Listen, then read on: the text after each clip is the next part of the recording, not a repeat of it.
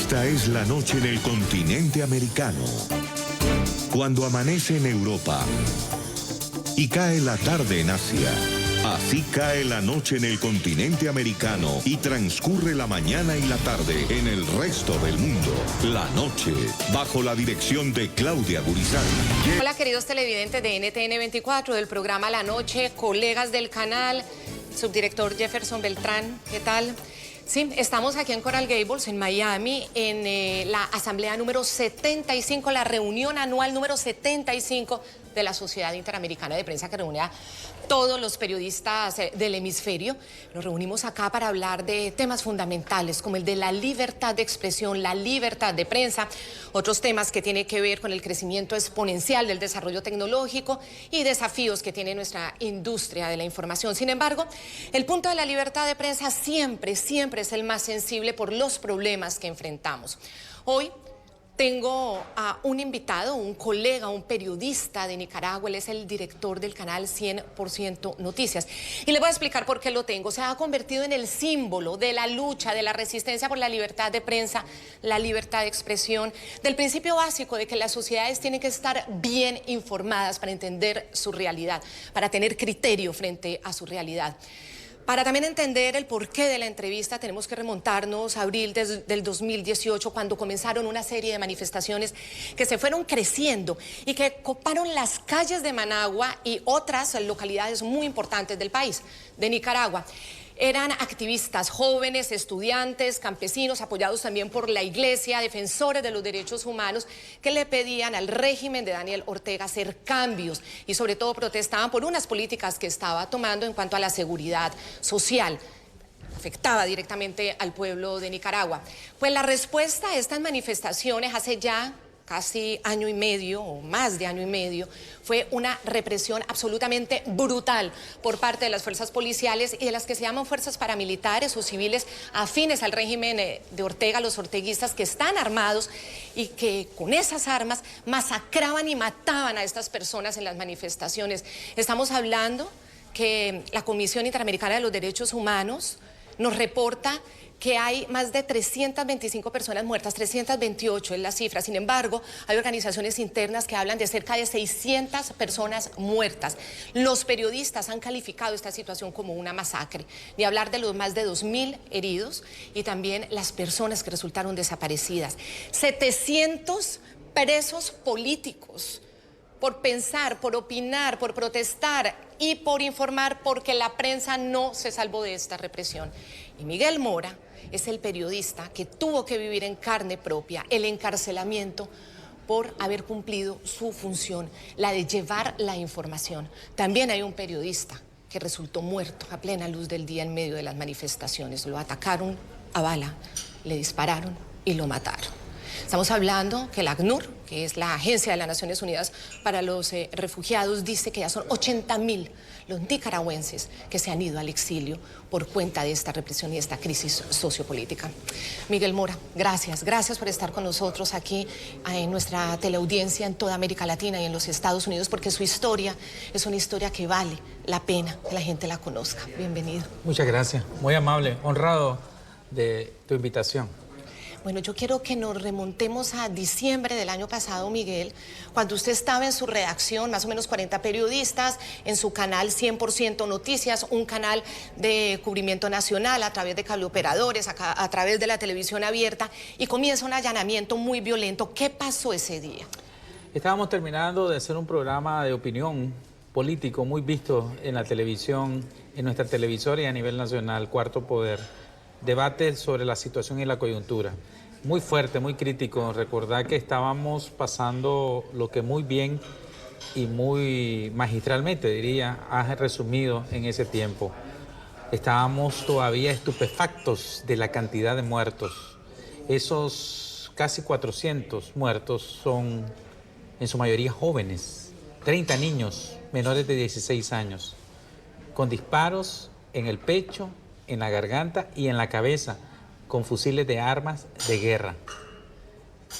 El gobierno, la dictadura, quería censurar cualquier tipo de cobertura de lo que él llamó un plan Vamos con Todo. vamos con todo en el sentido de que ellos no permitirían ningún tipo de protesta a lo que ya había sido a lo largo de casi 12 años una sistemática desarticulación de nuestras instituciones, de nuestra democracia. Ellos se apropiaron de todos los poderes del Estado, hicieron fraudes electorales y cooptaron a las Fuerzas Armadas, tanto a la policía como al ejército. Esto vino movió sobre todo a la juventud y a otros sectores políticos y sociales para hacer lo que es la rebelión de abril del 2018, que ellos respondieron matando con la masacre que nosotros hemos reportado. Ya teníamos, ¿cuántos meses? A diciembre, casi 7 meses de información, 8 meses de información continua, porque nuestro canal es como el de ustedes, 24 horas de noticias. Imagínate en esa coyuntura. Ya la dictadura nos había asediado, amenazado, nos había mandado turbas paramilitares a las instalaciones del canal, nos habían disparado, nos hirieron a varios periodistas, nos habían secuestrado a periodistas, nos habían amenazado, y no llegan solo al profesional, sino que iban con la esposa, con el esposo, con los hijos, hasta con los nietos, con las abuelas, de una forma cobarde. Y ya nos habían inventado un proceso, acusaciones de sandinistas paramilitares ante una fiscalía que es sandinista, ante jueces que son sandinistas y ante las autoridades que son militares que son sandinistas. Sin ninguna garantía, realmente. Entonces, ellos lo que hicieron fue hacer una toma, yo le digo tipo Chapo Guzmán, porque lo que yo miré esa noche, estaba solo con mi esposa Verónica Chávez y Lucía Pinedo Guau, que también estuvo presa estos 172 días, y fue como una enjambre de paramilitares y militares, policías, que se abalanzaban contra el edificio por arriba, por los portones, estrellaban sus camionetas y quebraban todo lo que iba a su paso. A mí yo estaba en la oficina, en mi oficina con mi esposa, a los dos nos tiran contra el suelo, la golpean, me golpean, nos esposan, al mismo tiempo que van desbaratando todo el edificio, a medida que van entrando hasta el estudio, el máster que está al fondo. Nuestra jefa de prensa sigue y reporta de última hora la información, y medio se logra esconder en Lucía en el estudio, en una parte, y sigue informando y va narrando lo que nos está pasando. A mí me sacan en peso varios oficiales y paramilitares, y me llevan a un centro de detención que es considerado el centro de tortura de la dictadura, que es el Chipote, que está a unos metros del canal, porque nosotros estamos en lo que es la Loma Tizcapa, ellos están cerquita, en el mismo lugar. Y ahí pues me reciben a golpes, y fueron tan cobardes que golpean estando yo esposado con las manos hacia la espalda, y después me meten a un sistema de aislamiento donde me tuvieron 35 días. A mi esposa la retuvieron por varias horas, la dejaron ir, y a Lucía Pineda también la retuvieron, y nos presentaron ante un juez sandinista en una audiencia cerrada, no solo con medios oficialistas, y nos acusaron de terrorismo informático, o sea, de haber sido partícipes o copartícipes de lo que ellos inventaron como un golpe de Estado, cuando lo único que hicimos nosotros es tomar la decisión de informar, de sacar lo que estaba pasando en el país. Y lo que mirábamos a través de los reportes de los videos que nos enviaban la audiencia, y lo que nosotros también cubrimos, era la muerte, la represión, la masacre en vivo y a todo color, como antes nunca la hemos podido, no la habíamos visto reportada los nicaragüenses. Hechos muy fuertes y muy dolorosos para la comunidad latinoamericana, porque efectivamente en muy poco tiempo iban siendo masacradas muchas personas. El episodio de la Divina Misericordia también marcó esa agenda informativa de una manera pues muy dolorosa, porque 12 jovencitos murieron atacados por estas fuerzas policiales y paramilitares de Daniel Ortega, y toda la guerra también a la Iglesia Católica. Pero yo quiero resaltar una imagen. Esta imagen es usted en un juzgado vestido de azul. Ese traje que le ponen al prisionero, al criminal. Ese símbolo de ponerle el traje de criminal a un periodista. como una forma de atacar su honorabilidad, de desnaturalizarlo, de mostrarlo como alguien que le ha hecho daño a la sociedad cuando lo que está cumpliendo es con un deber frente a la sociedad. ¿Qué significó? Y le digo que nos impactó porque nosotros, los colegas que estábamos reunidos en esta asociación de periodistas, en la Sociedad Interamericana de Prensa, hacía poquitos meses, habíamos estado con usted en Salta, Argentina, valorando el trabajo suyo y usted representando a sus colegas que cubrían muy valientemente estas manifestaciones tan llenas de represión y de barbarie. Entonces fue muy impactante esa imagen. ¿Para usted qué significó como periodista, que siente que cumple una función, que hayan tratado de denigrarlo, poniéndole el símbolo de quien ha cometido daño a su sociedad? Criminalizaron la profesión del periodismo, la dictadura criminalizó. O sea, el que informa, el que no está conmigo, el que no está mintiendo a favor mío y está informando la verdad, es un criminal. Eso es lo que hizo la dictadura. Cuando tuve la oportunidad de ver a mi señora madre en una audiencia con ese traje de azul, que es el sinónimo de los trajes de raya de aquellos presos que quieren poner en las historias hace varios siglos, ella me dijo: no se avergüence de ese traje, porque ese traje están utilizándolo casi 700 jóvenes y hombres y mujeres dignos de Nicaragua, y ahora usted lo está llevando porque ese traje es el traje de la dignidad de Nicaragua.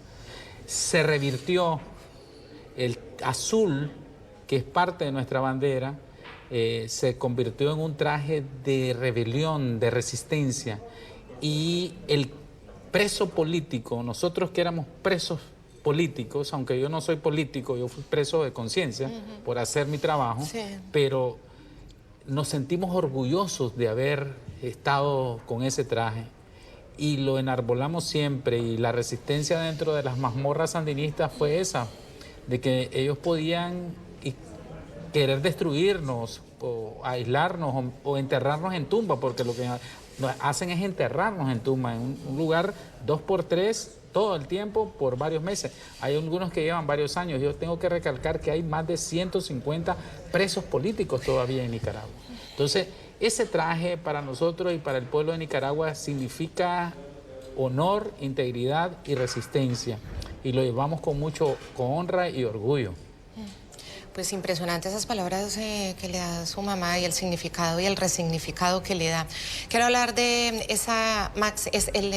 el protocolo de máximo aislamiento que le ponen a los detenidos más peligrosos.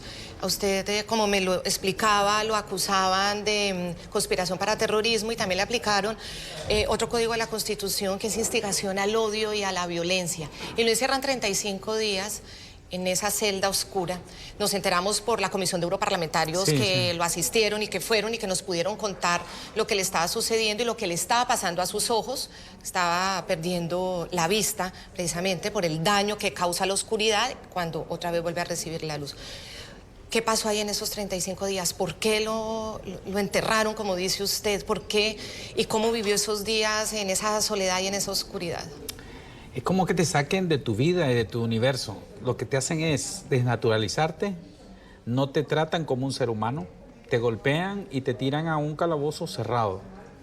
No te dicen tu nombre, te dan un código, 0094, ese era el mío, y tenías que, te quitan la ropa, te dejan solo en boxer, en calzoncillos, y te meten en un lugar donde no te dan absolutamente nada, ni sábanas, nada, es solo tirarse al suelo y con una regadera y un baño de esos insalubres.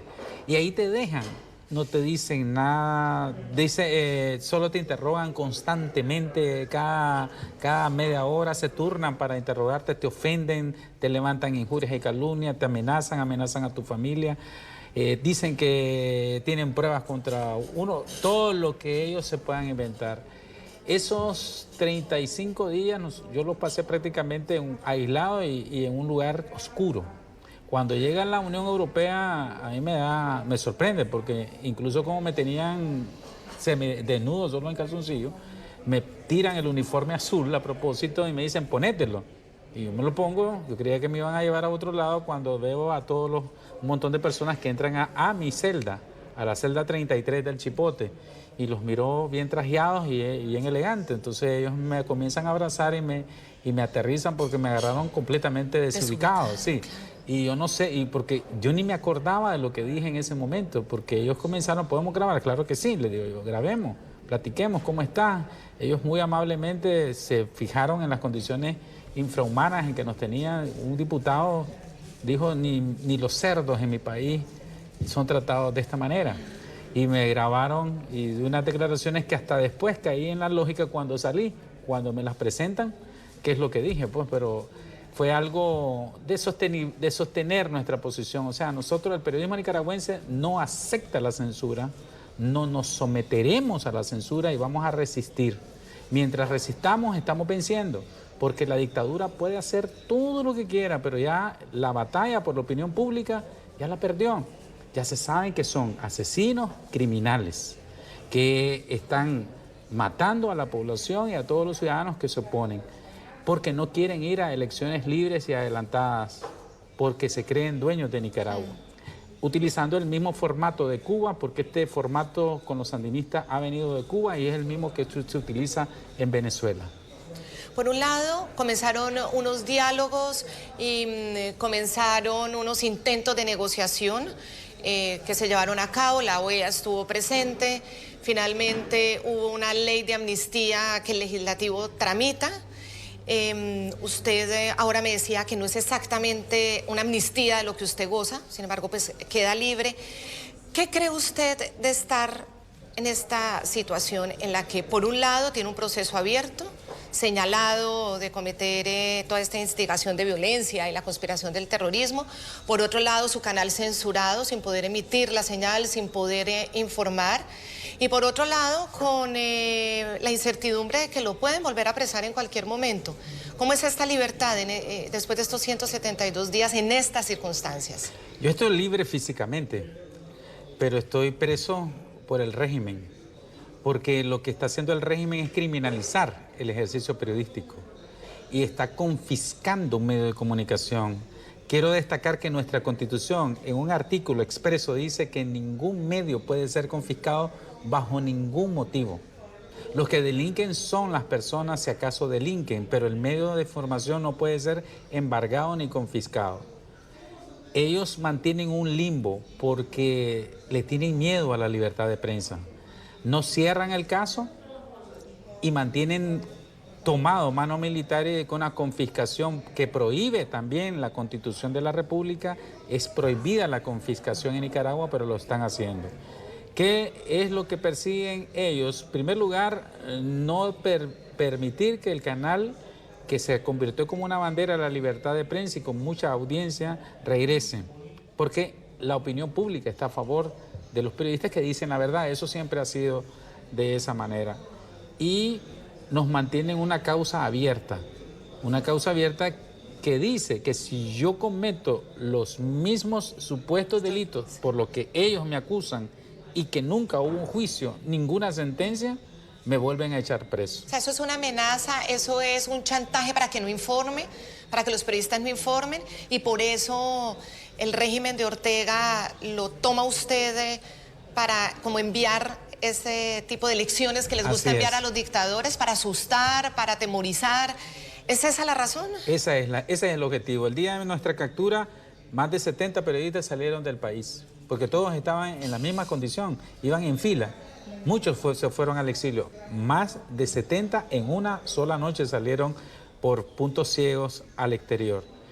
Él persigue atemorizar, él persigue que nosotros nos autocensuremos, además de quitarnos nuestros medios. ¿Qué hemos hecho nosotros? Nos vamos a las redes sociales, nos vamos a nuestro sitio web y estamos abriendo sucursales, pequeñas salas de prensa aquí en Miami, donde hay parte de nuestro personal que salió al exilio. En Costa Rica tenemos otra sala de prensa pequeña virtual que trabaja para la web y para las redes, y estamos con la decisión de abrir otra sala de prensa en Managua, en algún lugar, en un punto casi clandestino, porque cada vez que salimos, cada vez que vamos, nos andan persiguiendo paramilitares, no se atreven nuevamente a recapturarnos.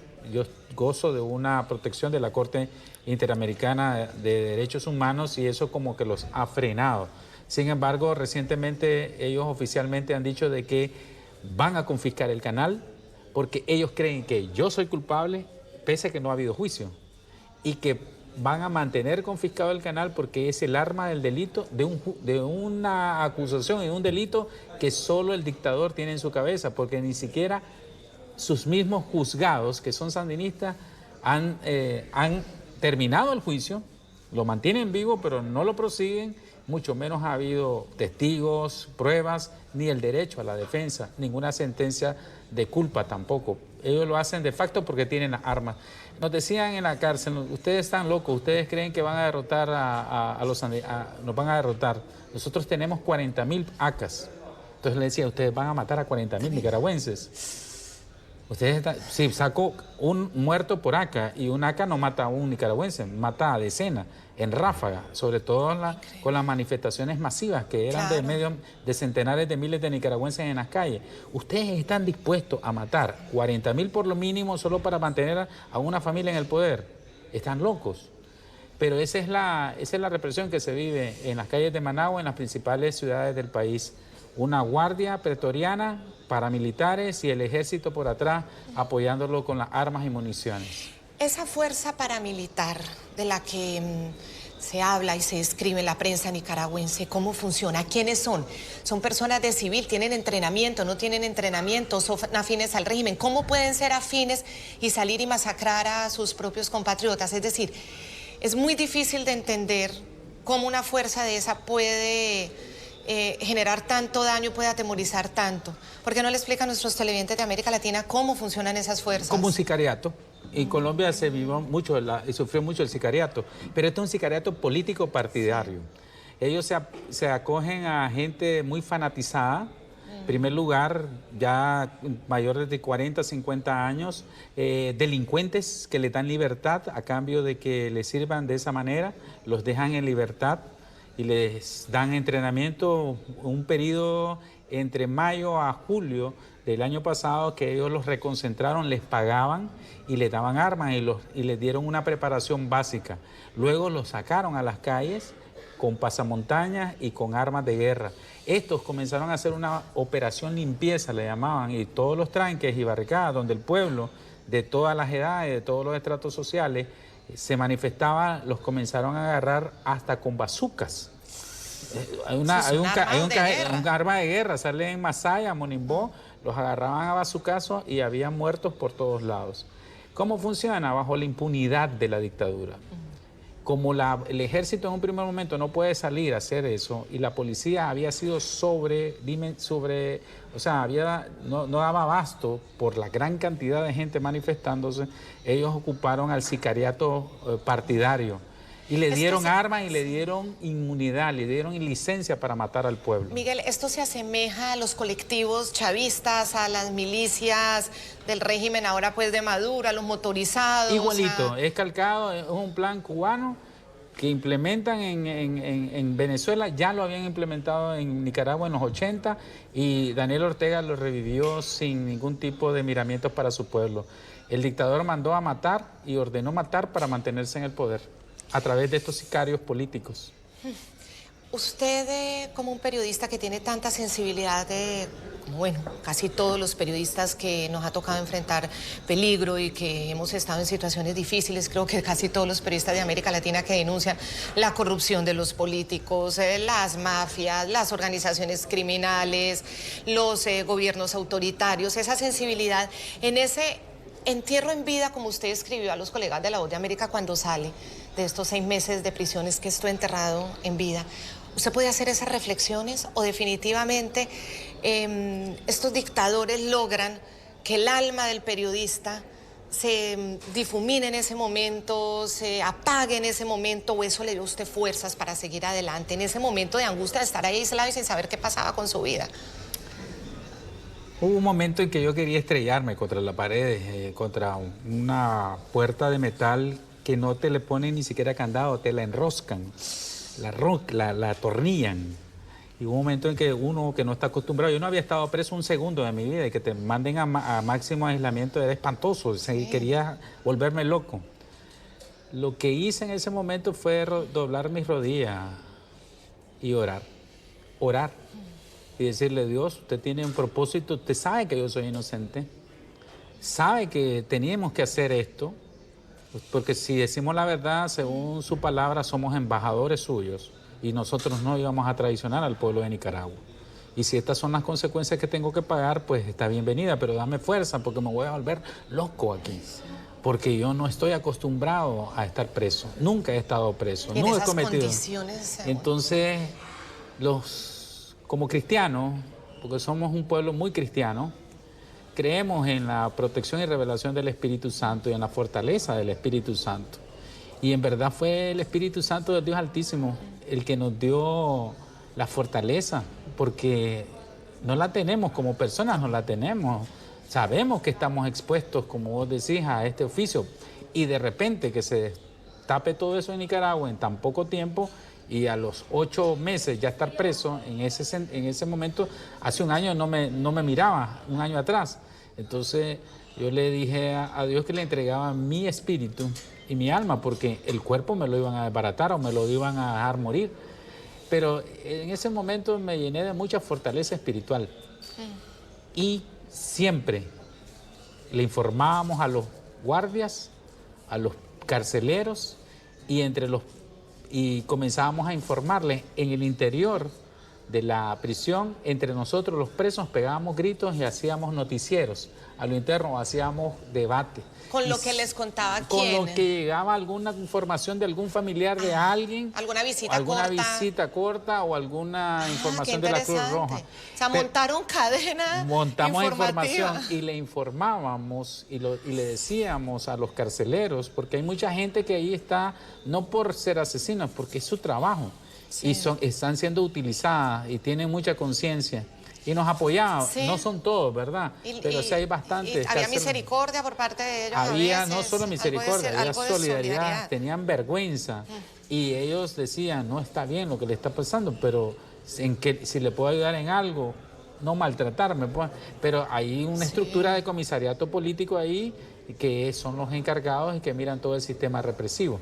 Pero definitivamente fue Dios el que nos mantuvo sanos, con vida y sanos mentalmente, en coherencia. Miguel, ¿y la repercusión familiar? Porque a su esposa la detienen y le toca sufrir ese momento violento de la detención, se la llevan, bueno, luego la dejan libre, pero a Luciada Pineda la dejan detenida 6 meses también. Yo creo que a ella también hay que rendirle un homenaje, porque es una mujer que también como informadora, como periodista, aunque tuviera otras funciones dentro del canal, pues es una persona que también en carne propia lo ha vivido. Las repercusiones familiares de ustedes dos, tanto suya, Miguel, con su esposa Verónica, y las de Lucía, por su parte. Sí, y nosotros tenemos un niño con parálisis cerebral severa. Sí. Y es súper difícil cuando a un niño de estos le quitas a los papás, porque ellos viven y sobreviven por nosotros, no se pueden mover. El hecho de no estar yo medio año y la posibilidad de no estar su mamá significaba la vida y la muerte de él. Y es público, porque yo a mi hijo yo lo expongo, lo conoce mucha gente en mis redes, en la televisión, lo he presentado. Saben de él, tanto como saben de nosotros los nicaragüenses. Entonces fue muy duro, porque si yo tengo otros hijos y están bien, gracias a Dios, en su condición completa, pero con Miguelito, así se llama Miguel Mora Chávez, era una cosa que a mí me preocupaba mucho. Pero gracias a Dios también no llegaron a ser tan cobardes y tan viles como para echar presa a mi esposa, que es la directora ejecutiva del canal. Y ya estando ella libre, podía hacer frente y darle, o sea, estar viendo por el niño. Yo miré al niño hasta medio año después, y como él no tiene mucha comunicación, me pregunta de dónde andaba, que por qué no estaba. Claro. Yo le digo: yo andaba trabajando, amor, pero ya vine, no me voy a volver a ir. Esa comunicación padre-hijo a mí me golpeó mucho, porque porque ha sido algo muy especial. Los que tenemos niños con discapacidad lo sabemos, los padres me van a entender. Sí, y esa conexión especial, es una condición especial. Y la familia, lo otro sí se sufrió mucho, mis otros hijos, mi mamá, mis hermanos, pero la solidaridad, acuerparon a mi familia, se acuerparon y me acuerparon a mí. Y siempre me apoyaron, ¿Lo dejaban ver a su familia? Una vez cada 3 meses, una media hora, 45 minutos lo más. ¿Y usted veía a Verónica? A Verónica, sí. ¿Y ella te contaba lo que más podía? Lo bueno, porque sí, no me quería dar las malas noticias, claro, me decían. Claro. La verdad es que la liberación de nosotros es un milagro, porque el dictador no iba a ceder. Él dice que más o menos pensaba liberarnos en enero, tal vez, porque iba a romper las negociaciones. Él ha ocupado las negociaciones no con el ánimo de salir de la crisis, sino para ganar tiempo, mantenerse en el poder, que las cosas pasen y que el tema de Nicaragua vaya a un último plano a nivel mundial y él seguir matando y masacrando y manteniéndose en el poder. Pero ya la libertad de nosotros se dio en un ambiente muy especial en Nicaragua, gracias a la presión nacional, que hubo mucha presión nacional. Nicaragua se cimbró económicamente y a nivel internacional la CIP y otros organismos, todos los de los derechos humanos y las organizaciones de periodistas a nivel mundial hicieron un gran presión. Y Estados Unidos, Europa y la Organización de Estados Americanos jugó un gran papel para que nosotros estuviéramos fuera de la cárcel. No me hablo en libertad total, pero sí fuera de la cárcel. Yo me voy a quedar con la frase de su mamá frente al traje del preso, del criminal, la resignificación de ese traje. 700 personas inocentes, presos políticos y de conciencia lo están usando. Significa otra cosa. Vamos a un corte de comerciales y ya seguimos en esta conversación con el periodista Miguel Mora del canal 100% Noticias de Nicaragua, quien sufrió el encarcelamiento por 6 meses y nos está narrando su historia personal y las reflexiones que hace sobre la libertad de prensa y la situación de su país. Ya regresamos. Queridos televidentes de NTN 24, seguimos en esta conversación con el periodista Miguel Mora del canal 100% Noticias de Nicaragua, que fue censurado a finales del año pasado, en diciembre de 2018, cuando el régimen de Daniel Ortega decide apagar el canal, un canal que tenía mucha audiencia, que se veía a nivel nacional y que informaban sobre la barbaridad, la barbarie, la impactante y muy dolorosa represión por parte de las fuerzas policiales de Daniel Ortega. Pues Miguel Mora fue apresado, duró 6 meses en la cárcel junto con Lucía Pineda, la jefe de comunicaciones del canal, y nos está contando esta historia muy dolorosa, difícil, dramática, que muchas veces asumen periodistas, pero defendiendo esa libertad de prensa tan fundamental para la existencia de las democracias. Nos comentaba sobre esa historia familiar, su niño que tiene una condición especial, una discapacidad como su esposa, tuvo que asumir el cuidado sola del niño en este tiempo, pero cómo se mantuvo fuerte en esa prisión con consejos también de su mamá, que la vio en los juzgados, para sobrevivir un aislamiento extremo al que fue sometido durante muchos días y meses. Miguel, ahora hablemos de la situación de los periodistas en Nicaragua, porque realmente las cifras pues son impactantes. Estas son las que tengo, usted me va a decir las suyas actualizadas: 100 periodistas, 70 hombres y 30 mujeres que han tenido que irse, según fuentes no gubernamentales, ONG, al 8 de julio de 2019. 100 periodistas que han abandonado el país por miedo a esa represión, por miedo de que les pase algo similar. ¿Cómo puede pensarse en un cambio en Nicaragua si los periodistas se tienen que ir? ¿Cómo pueden seguir informando? ¿Cómo puede la gente que está dispuesta a exigir ese cambio tener la información para poder tener el criterio de tomar su decisión de la exigencia frente a un régimen autoritario? Todo régimen autoritario, todo poder que se crea absoluto, tiene grietas, todo. Y en Nicaragua tiene grandes cráteres, tiene grietas fuertes. ¿Por qué? Porque el pueblo nicaragüense tiene en su genes el espíritu libertario. Hemos luchado por nuestra libertad casi todas nuestras generaciones, diversas dictaduras. Los periodistas y la nueva generación de periodistas, al igual que la nueva generación de estudiantes que encabezaron esta rebelión, a mí me han sorprendido mucho por su gallardía, por su lucidez y por su valentía. Han decidido aprovechar, resistir y aguantar los golpes y aguantar la represión. muchos en el exterior no solo se van y se van del país y no hacen nada, no, continúan desde allá, se han creado más de 30 plataformas digitales. O sea, medios alternativos. Costa Rica ha sido una buena alternativa. Costa Rica, Estados Unidos, sí, los dos, Estados Unidos y Costa Rica. Pero Costa Rica han estado muy bien, nuestros vecinos costarricenses siempre han sido muy solidarios y han acogido a más de 100.000 nicaragüenses en este año y medio que lleva la represión desde abril. Entonces, la situación del periodismo es de resistencia y resiste desde el más joven hasta el más adulto, pasando por la experiencia. Y gracias a Dios, en esta nueva era de la digitalización, pues ya no necesitamos tanto los medios tan tradicionales como para llegarle a un número considerable de nicaragüenses. Ya el trabajo se hizo en los medios nacionales, ya la gente sabe qué pasó en Nicaragua, hubo una masacre, quién fue el asesino, los criminales ya lo saben, está documentado a nivel internacional ante los máximos organismos de derechos humanos en la ONU y en la OEA. Ahora el pueblo de Nicaragua con esa información ha decidido cambiar el rumbo del país, cambiar al gobierno. Lógico, frente a 40.000 fusiles, ha optado por una resistencia pacífica. Los periodistas nicaragüenses han optado por la resistencia y la decisión de seguir informando bajo cualquier circunstancia, con lo que tienen, donde lo tienen, pero nunca dejar de informar. Y eso ha mantenido al pueblo en una actitud de defensa, de protección, pero atentos a que en cualquier momento, yo diría, puede pasar también otra rebelión, porque el pueblo nicaragüense no está acostumbrado a tanta represión, mucho menos a una masacre, porque esta es la masacre más grande en la historia de Nicaragua. Frente a eso, frente a la masacre, al interior de Nicaragua en este momento justicia no puede haber, no hay, porque como usted muy bien lo explica, los autoritarismos, la separación de los poderes no existe. Es una sola persona la que abarca todos los poderes, y en este caso pues el gobernante, el ejecutivo, el tirano. ¿Cómo pensar en justicia en el futuro? ¿Cómo denunciar la muerte de tantos civiles de manera sistemática y masiva en tan poco tiempo?